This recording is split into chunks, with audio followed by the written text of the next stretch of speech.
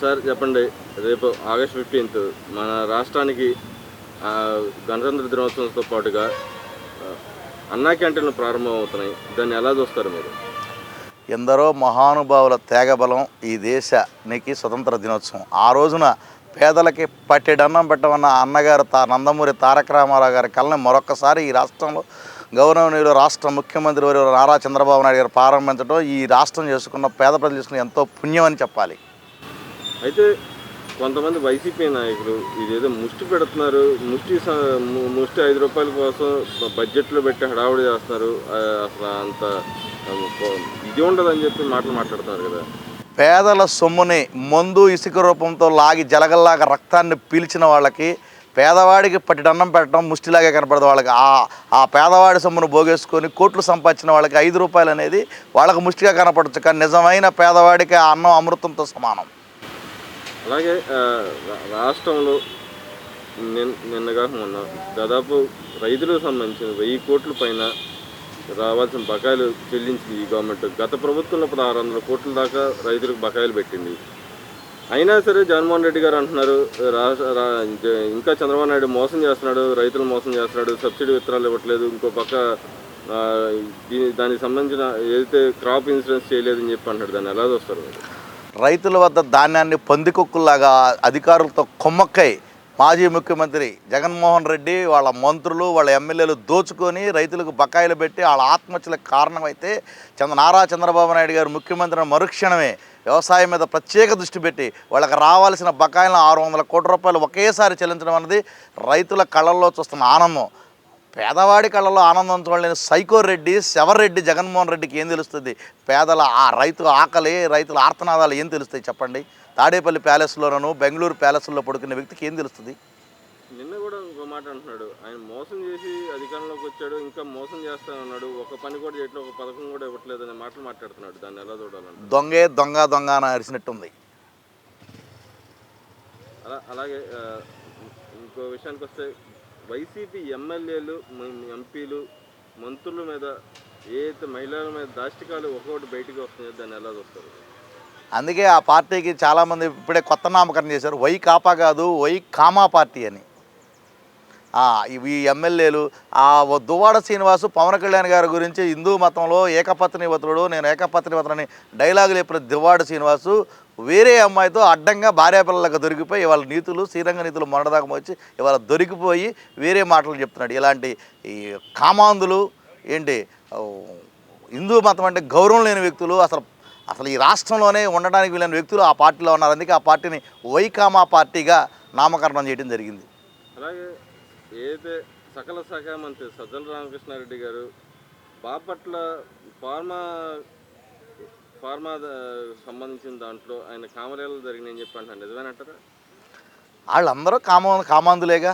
ఒక సజ్జల రామకృష్ణారెడ్డి ఏంటి, విజయసాయి రెడ్డి ఏంటి, మన దువ్వాడ సీన్ ఏంటి, అంబటి రాంబాబు ఏంటి, అవంతి శ్రీనివాస్ ఏంటి, అందరూ గంట అరగంట 30 గంట బ్యాచీలు ఇవన్నీ. టోటల్గా దువ్వాడ సీను టోటల్గా వీళ్ళందరూ గంట అరగంట అయితే టోటల్ టైం అనే పెట్టేశాడు ఈ దువ్వాడ సీను.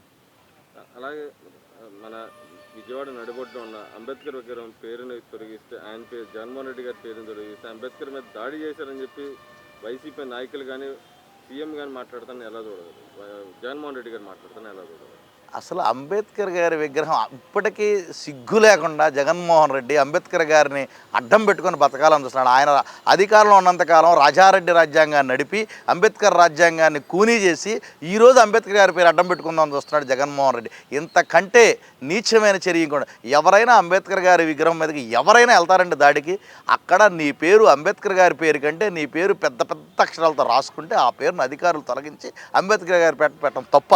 అంటే నీ పేరు అలా శిలాపలక అంత పెద్ద పేరు ఉండాలి అంబేద్కర్ గారి కంటే? అంబేద్కర్ గారి విగ్రహం మీదకి ఎవ్వరూ దాడికి వెళ్ళరండి. ఇది అతను నీచమైన చర్య. ఆ విగ్రహాన్ని అడ్డం పెట్టుకుని ఏదో చేయాలని ఒక నీచమైన బుద్ధితో, ఒక దుర్బుద్ధితో ఆలోచించి చేస్తున్నటువంటి ఆరోపణలే తప్ప అసలైన ఈ శవరెడ్డి చేసే ఆరోపణలు ఎవరు పట్టించుకోవాల్సిన పని లేదని ఈ రాష్ట్ర ప్రజలకు తెలియజేయడమైంది. అలాగే చూసుకుంటే ల్యాండ్ టైటిల్ యాక్ట్ గత గవర్నమెంట్లో తీసుకొచ్చారు. దానిలో భాగంగా అవకతవకలు జరిగిన దాంట్లో ఈ జిల్లాకు సంబంధించిన నాయకుడు జోగి రమేష్ గారు వాళ్ళ కొడుకు పట్టుబడ్డారు. అక్రమంగా కొనుక్కొని ఆయన తండ్రి ఏమన్నా మా వాడు ఏం తప్పు చేయలేదు అంతా అబద్ధం, అన్ని అక్రమ అరెస్టులు చేస్తున్నారని చెప్పి ఆయన అంటున్నాడు. కొడుకు ఏమన్నా అందరూ కొనుక్కుంటున్నారు నేను కొనుక్కున్నాను ఆయన అంటున్నారు. దాన్ని ఎలా చూడొచ్చు అంటారు? ప్రస్తుతం ఈ చర్య కోర్టు పరిధిలో ఉంది కాబట్టి చట్టం తన పనులు చేసుకుపోద్ది. చట్టంలో ఎటువంటి రిజల్ట్ వస్తే వాళ్ళు చట్టం నిజంగా తప్పు చేస్తే శిక్షార్హులు అవుతారు. అలాగే రాష్ట్రంలో ఇప్పుడు జగన్మోహన్ రెడ్డి గారు అంటున్నారు ఎక్కడ పడ్డా కూడా హత్య రాజకీయాలు జరుగుతున్నాయి, జిల్లాకు హత్య రాజకీయాలు జరుగుతున్నాయి, ఇది టీడీపీ గవర్నమెంట్ ప్రోత్సహిస్తుంది, నాకు కూడా ప్రాణహాని ఉందని, నాకు 1000 మంది సెక్యూరిటీ కావాలని ఆయన కోరుకుంటున్నారు. దాన్ని ఎలా చూడొచ్చు అంటారు? ఈరోజు కూడా టీడీపీ నాయకుడిని చంపారు, వైసీపీ కార్యకర్తలు చంపారని అంటున్నారు. దాన్ని ఎలా చూడొచ్చు అంటారు? మీరే అంటున్నారు టీడీపీ కార్యకర్తను మాజీ సర్పంచ్ని పొద్దున్నే బహిర్భూమిని కళ్ళల్లో కారం కొట్టి అతి కిరాతకంగా చంపారు వైసీపీ గోండాలు. కానీ జగన్మోహన్ రెడ్డి మాత్రం ఏదో జరిగిపోతుంది ఎక్కడో జరుగుతున్నాయి అంటారు. దాడులు జరుగుతుంది ఇంకా తెలుగుదేశం పార్టీ మీదే.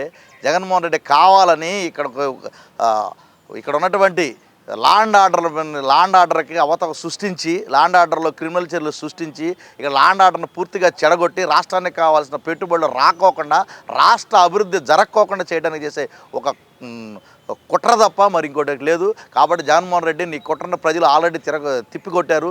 నువ్వు ఇక నీ పని నువ్వు చూసుకోవడం బెటర్ బెంగళూరు ప్యాలెస్లో. అంటే మొన్నటి దాకా అధికారంతో ప్రజల సొమ్ముతో ఎలుకలు పట్టడానికి 130 కోట్లు, తన సెక్యూరిటీకి 1000 కోట్లు అనిపించిన వ్యక్తికి ఇవాళ సెక్యూరిటీ లేకపోతే నిద్ర పట్టలేదు. కాబట్టి తనకు తాడేపల్లి ప్యాలెస్కి, బెంగళూరు ప్యాలెస్లకి, హైదరాబాద్ ప్యాలెస్లకి 1000 మంది అయితే సరిపోతారు కాపలా. కానీ తనకు తానే ఒక రాజుగా ఒక ఊహించుకొని చేస్తున్నటువంటి దుశ్చర్య ఇది.